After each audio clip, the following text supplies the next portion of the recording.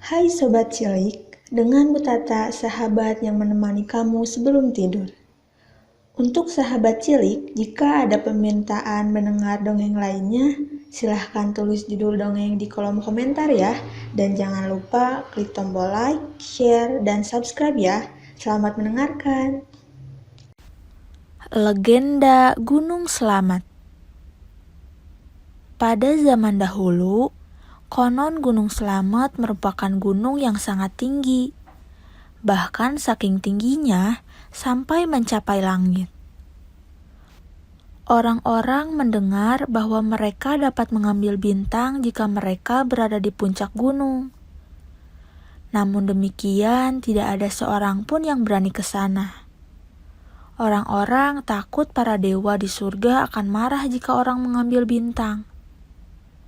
Walaupun manusia tidak berani mengambilnya, keindahan bintang-bintang ternyata membuat beberapa kera berani naik ke puncak gunung.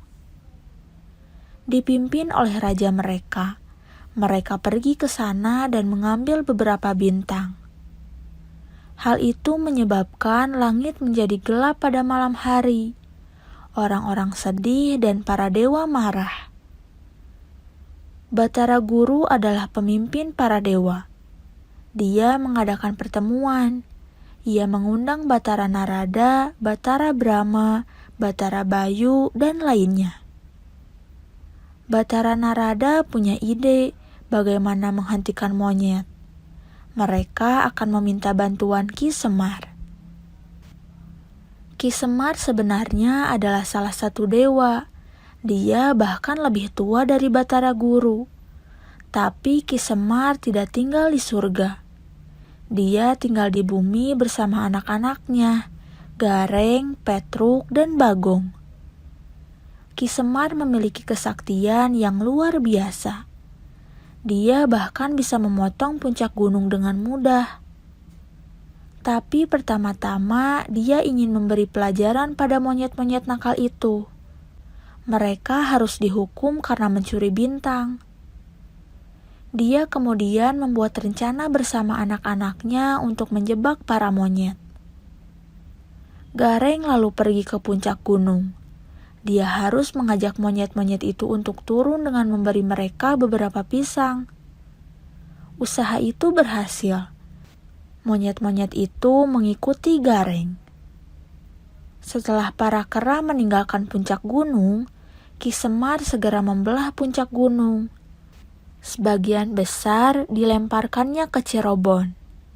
Itu menjadi Gunung Ciremai, dan bagian-bagian kecilnya menjadi gunung-gunung kecil, seperti Gunung Cilirit, Gunung Tapak, dan lainnya. Setelah kera meninggalkan gunung dan mengikuti Gareng, Petruk sudah siap dengan air panas. Dia berencana menuangkan air panas ke atas monyet. Dia menunggu dan menunggu, tetapi monyet tidak pernah mendatanginya. Ia tidak tahu bahwa saat para monyet mengejar Gareng, mereka bertemu dengan seekor naga raksasa. Monyet-monyet itu bertengkar dengan naga itu. Sangat mengerikan, sehingga monyet dan naga akhirnya mati. Karena lelah menunggu kera, Petruk kemudian meninggalkan tempat tersebut.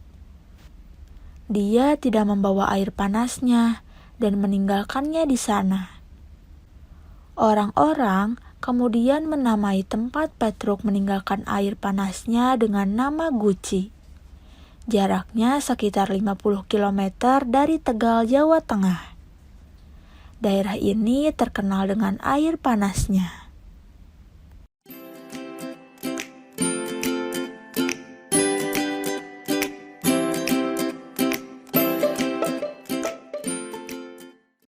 Hai Sobat Cilik, dengan Bu Tata, sahabat yang menemani kamu sebelum tidur.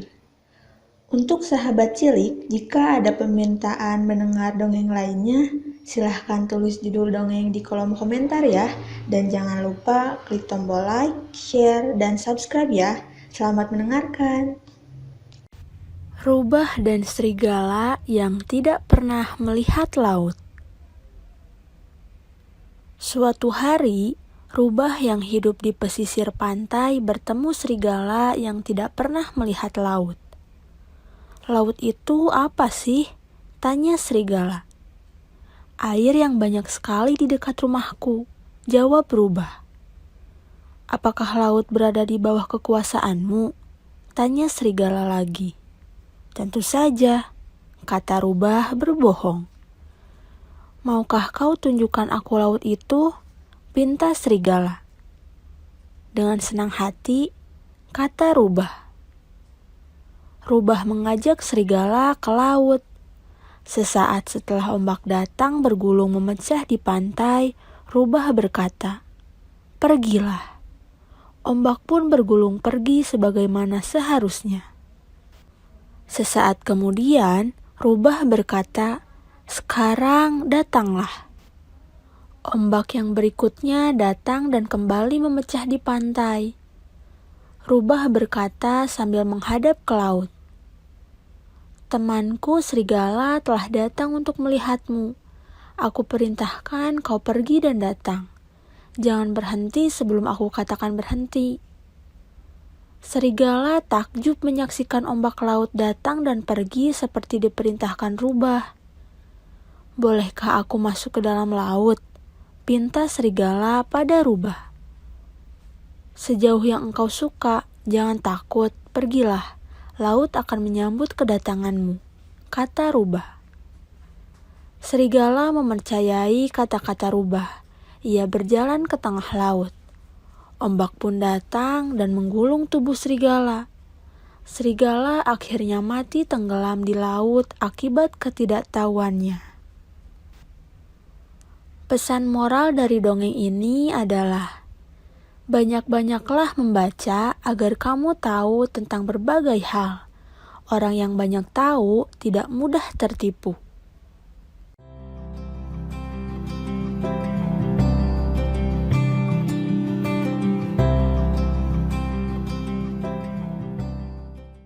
Hai Sobat Cilik, dengan Bu Tata, sahabat yang menemani kamu sebelum tidur. Untuk sahabat cilik, jika ada permintaan mendengar dongeng lainnya, silahkan tulis judul dongeng di kolom komentar ya. Dan jangan lupa klik tombol like, share, dan subscribe ya. Selamat mendengarkan. Dik, si anak yang kejam. Hari terbangun tengah malam oleh suara aneh dari dalam lemari. Saat ia memeriksa lemarinya, suara aneh itu berhenti seketika. "Ah, pasti tikus-tikus itu. Aku akan menangkap mereka," kata Hari. Esoknya, Hari menceritakan kejadian itu pada ibu. "Aku akan membelikanmu perangkap tikus," kata ibu. "Tapi jangan perangkap yang bisa membunuh tikusnya ya, Bu. Aku ingin memelihara tikus-tikus itu," kata Hari. Jebakan dipasang dan tikus pun satu persatu tertangkap. Hari merawat tikus-tikus itu. Hari juga membuatkan mereka rumah kecil. Setiap hari keluar kamar, ia tak pernah lupa menutup pintunya. Di sekolah, Hari punya seorang teman yang berperangai jahat. Namanya Diktaf. Dik tidak pernah suka dikalahkan oleh siapapun dalam sebuah permainan. Suatu hari, Hari mengalahkan Dik dalam sebuah permainan. Dik mengancam, "Kau akan mendapatkan balasannya nanti." Dik pergi ke rumah Hari membawa kucing. Ia tahu Hari punya peliharaan tikus. Ia berpura-pura disuruh Hari mengambil sesuatu di kamar. Tanpa curiga, ibu Hari mengizinkannya. Dik pun melepaskan kucingnya di kamar Hari. Saat Hari pulang, semua tikusnya telah hilang. Hancur sekali hati Hari. Ia bertanya pada ibunya siapa yang telah memasuki kamarnya. Ibu mengatakan tadi Dik datang. "Jadi ini balasan karena aku mengalahkannya dalam permainan? Baiklah. Aku janji selama hidupku tidak akan lagi main dengan anak yang jahat sepertinya," kata Hari. Sejak saat itu, Hari tidak pernah mau main dengan Dik. Begitu juga anak-anak yang lainnya. Dik jadi tidak punya teman. Pesan moral dari dongeng ini adalah, ketika kamu kalah dalam permainan, jangan pernah merasa iri dan ingin balas dendam atas kekalahanmu, sebab itu akan merugikanmu sendiri. Kemudian jangan bertindak kejam terhadap binatang, sebab Tuhan akan menyayangi anak yang menyayangi binatang.